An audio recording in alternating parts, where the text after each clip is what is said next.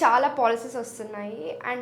వచ్చే పాలిసీస్ పక్కన పెడితే చాలామందికి ఒక డౌట్ ఏందంటే, ఆల్రెడీ బ్యాంక్ వాళ్ళు పాలిసీ ఒకటి ఇస్తున్నారు. లేకపోతే నేను ఒక ఎంప్లాయ్‌మెంట్‌గా చేస్తున్నాను కాబట్టి, ఎంప్లాయ్‌మెంట్ నుంచి ఒక పాలిసీ వస్తుంది. చాలు పర్సనల్‌గా ఇంకోటి తీసుకోక్కర్లేదు అనేది ఉంటుంది. సో, అసలు తీసుకోవాలా? తీసుకోవద్దా? ఏది బెస్ట్ అంటారు ఈ పాలిసీస్‌లో?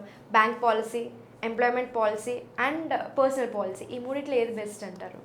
దీనిలో మనకు హెల్త్ ఇన్సూరెన్స్‌లో అవేర్‌నెస్ అనేది లేకపోవడం అనేది చాలా పెద్ద సమస్య. దానివల్లనే ఈ రోజుల్లో యంగ్ పీపుల్ ఎవరైతే ఉంటారో, వాళ్ళందరూ కంపెనీ పాలసీ పైన డిపెండ్ అయ్యి ఉంటున్నారు. అండ్ ఎవరైతే బిజినెస్ మెన్స్ ఉంటారో వాళ్ళందరూ ఎక్కువగా బ్యాంక్ పాలసీ మీద డిపెండ్ అయ్యి ఉంటారు. ఎందుకంటే ఒక బిజినెస్ మ్యాన్‌కి బ్యాంక్ వాళ్ళు లోన్ ప్రాసెస్ చేస్తూ ఏదో ఒక పాలసీని ఇచ్చేస్తూనే ఉంటారు. అందులో group policy especially health insurance వాళ్ళకి ఇచ్చేస్తారు బై డిఫాల్ట్. కరెంట్ అకౌంట్ హోల్డర్స్కి అయితే డెఫినెట్లీ ఎవరో ఒక టైప్ ఉన్న కంపెనీ నుంచి కాల్ వస్తుంది, వాళ్ళు ఫినిష్ చేస్తారు.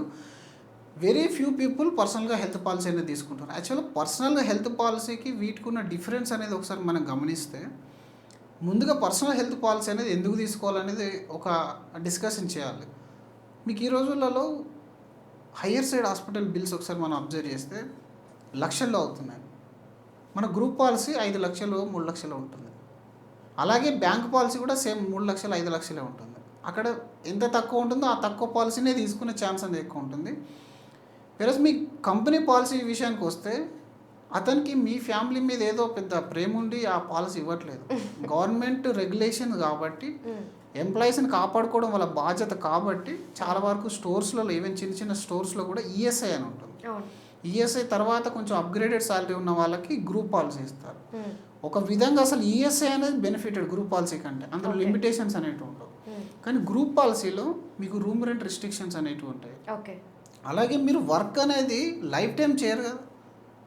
55కో 60కో మనం రిటైర్మెంట్ తీసుకోవాలి. మరి పోస్ట్ రిటైర్మెంట్ ఇప్పుడున్న బాడీ ఆఫ్టర్ 60 కూడా ఉంటుందన్న గ్యారంటీ ఉందా? 35కే బీపీలు షుగర్లు వచ్చేస్తున్నాయి. అండ్ దానికి తోడు మీకు పేరెంట్స్ యొక్క డిపెండెన్స్ కూడా మీ పైన ఉంది. అన్ని కంపెనీస్ ఇప్పుడున్న కంపెనీ మీ పేరెంట్స్ని కవర్ చేయొచ్చు.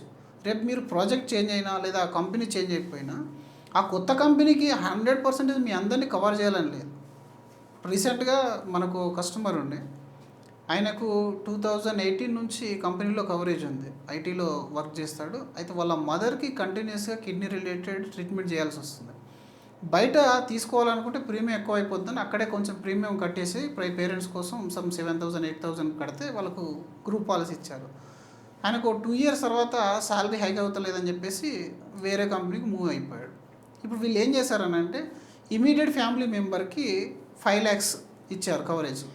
పేరెంట్స్కి మాత్రం అసలు కవరేజ్ ఇవ్వలేదు. ఇప్పుడు ఏమైపోయింది, తను ఆల్రెడీ కిడ్నీతో ఇష్యూతో ఉంది, బయట పాలసీ రాదు. తను ఎవ్రీ మంత్ లిటరల్గా దాదాపు ఒక 10,000 నుంచి 15,000 రూపాయలు ఆ ఇష్యూకి వెళ్ళిపోతున్నాయి. డయాలసిస్ అది ఇది అని చెప్పేసి. దానికి తోడు మళ్ళీ మీదికి కాంప్లికేషన్ వచ్చి అప్పుడప్పుడు ఫీవర్ వస్తూ ఉంటుంది. ఆ ఫీవర్కి అడ్మిషన్ అవ్వాల్సి వస్తుంది ఎవ్రీ 3 months 4 months ఒకసారి. అడ్మిషన్ ప్రతిసారి 1,50,000 రూపాయలు బిల్ అవుతుంది. ఆయన ఒక మంచి సాఫ్ట్వేర్ ఎంప్లాయీ కాబట్టి ఒక కార్పొరేట్ హాస్పిటల్కి వెళ్ళాలి. నార్మల్గా చిన్న హాస్పిటల్కి వెళ్తానంటే వాళ్ళు ఒప్పుకోరు, ఈయన కూడా మనసు ఒప్పుకోదు.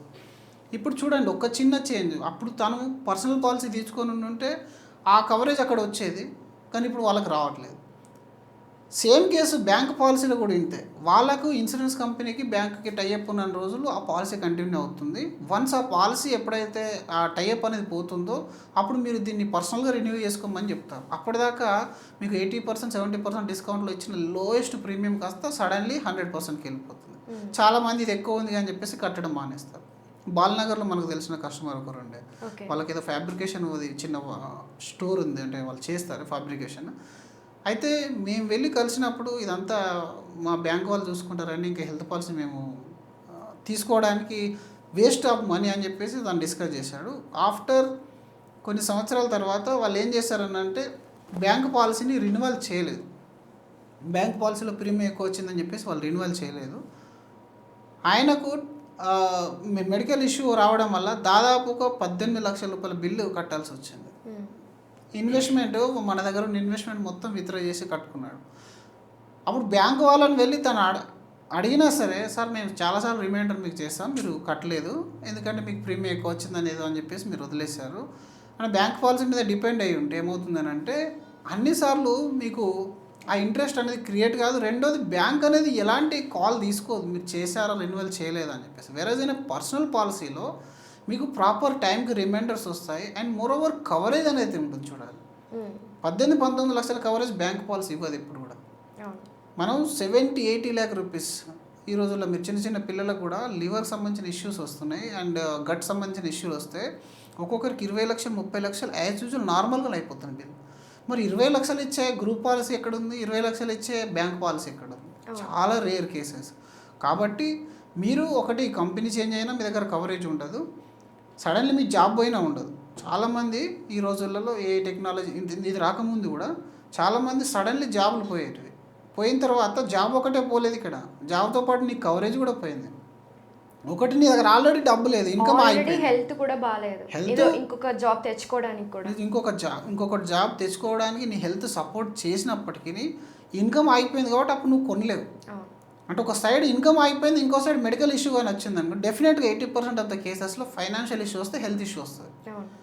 ఇప్పుడు ఫైనాన్స్ ప్రాబ్లం వచ్చింది ఆల్రెడీ, హెల్త్ ప్రాబ్లం డెఫినెట్ వస్తుంది.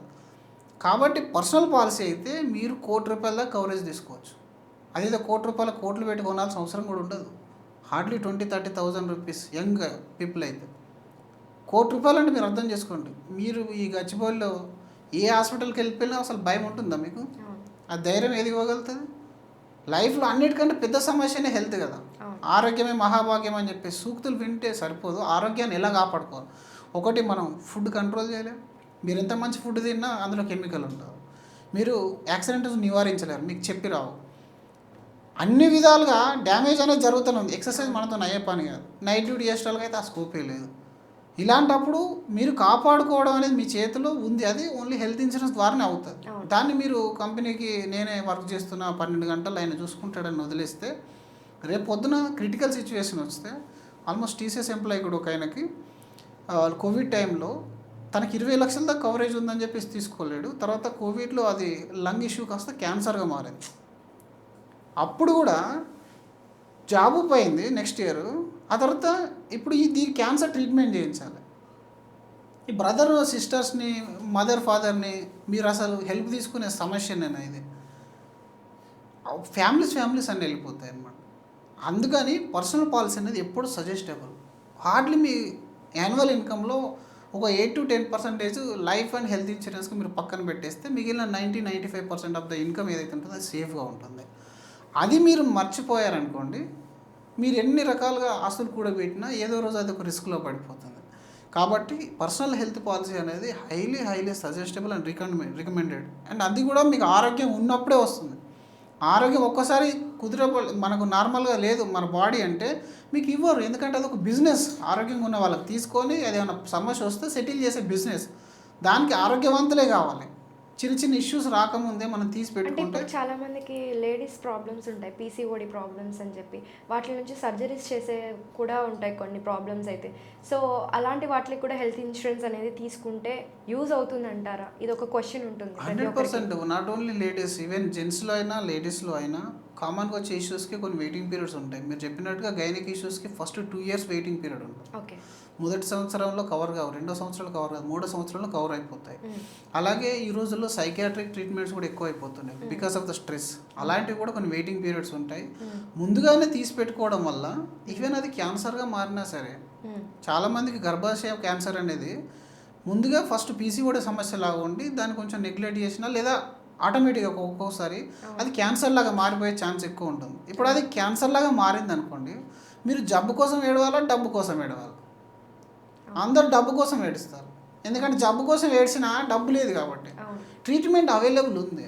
సెలబ్రిటీస్ అందరు ఇక్కడ కాకపోతే యూఎస్ కెనడా వెళ్ళి చేయించుకుంటున్నారు. వాళ్ళందరికీ ఇన్సూరెన్స్ ఉంది, డబ్బు ఉంది. మన దగ్గర ఇన్సూరెన్స్ అయినా ఉండాలి, డబ్బు అయినా ఉండాలి. డబ్బు అనేది నువ్వు క్యాలిక్యులేట్ చేసి ఉంచుకోవాలి. ఈ రోజుల్లో ఎవరికి అకౌంట్లో 20 lakhs 30 lakh rupees medical bills కోసం దాచిపెట్టే వాళ్ళు ఉన్నారు. అసలు 5 lakhs ఎమర్జెన్సీ ఫండే ఉండదు మన వాళ్ళ దగ్గర.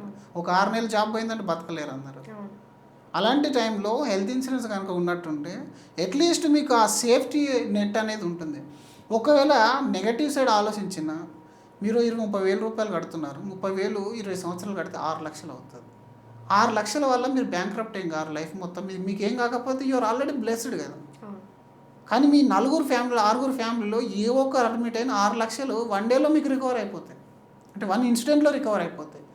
అంత ఇంత చిన్న లాజిక్ అని మీరు అర్థం చేసుకోకుండా నేనేదో బ్యాంకర్ పాలసీ మీద డిపెండ్ అయి ఉంటా, గ్రూప్ పాలసీ పైన ఉంటా, నాకేం కాదు, ప్రధానమంత్రి యోజన ఉంది, ఇట్లాంటి పాలసీ మీద డిపెండ్ అయి ఉంటుకుంటే తర్వాత లాస్ట్కు ఎఫెక్ట్ అయ్యేది మన ఫ్యామిలీ, మన పిల్లలు, మన భార్య ఇలాంటి. కాబట్టి ప్రతి ఒక్కరు పర్సనల్ హెల్త్ పాలసీని అట్లీస్ట్ ఇంక ఈ రోజులలో ఈఎంఐ రూపంలో కూడా దొరుకుతున్నాయి.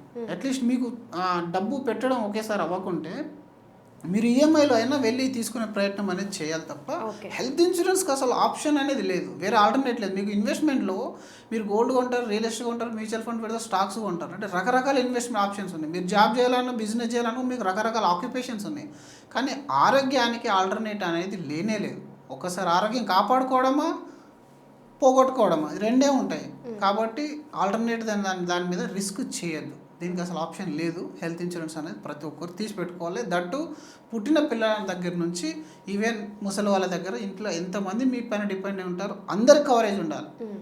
ఆరోగ్యంగా ఉన్న వాళ్ళందరం తీసుకొని అమ్మ నాన్నకు వదిలేస్తే రేపు వాళ్ళకు ఒక ఇన్సిడెంట్ అయినా మొత్తం మళ్ళీ అక్కడ కూడా పోయే ఛాన్స్ అనేది ఉంటుంది. కాబట్టి ఇంటిలో పాదికి తీసుకోవాలి. మీకున్న బడ్జెట్లో సెట్ చేసుకొని మీ అడ్వైజర్తో కూర్చొని ఇంతవరకు అయితే నేను పేమెంట్ చేస్తాను, ది బెస్ట్ పాలసీ నాకు ఇవ్వండి అంటే వాళ్ళు ఇస్తారు, మీరు తీసేసుకోండి. అండ్ ప్రాపర్ పర్సన్ దగ్గర కూడా తీసుకోండి. ఎందుకంటే రేపు పొద్దున హాస్పిటల్లో పడ్డ తర్వాత మళ్ళీ మనం ఈ కస్టమర్ కేర్లో కాల్ చేయడం ఇట్లాంటి లేకుండా ప్రాపర్ తెలిసిన వాళ్ళ దగ్గర మీరు తీసేసుకుంటే ఈ ఇష్యూ అనేది మీకు రెస్పాన్సిబుల్గా వస్తారు. ఎస్, డెఫినెట్గా. Okay sir, thank you so much. Thank you అండి.